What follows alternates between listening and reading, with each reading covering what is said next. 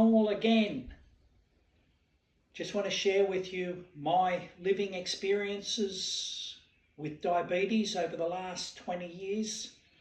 I've learned that exercise is so important, and what exercise does, when you use muscles, extra muscles on a daily basis, you are converting glucose, excess glucose, out of the blood system into your muscle cells. That's why it's so important to exercise. It gets rid of the excess glucose in your blood system, high blood sugar levels, and converts it to your muscle cells, which is called improving your insulin resistance or being more insulin sensitive. So important to exercise as a diabetic. I've been doing it for more than 20 years, feel fantastic, and just keep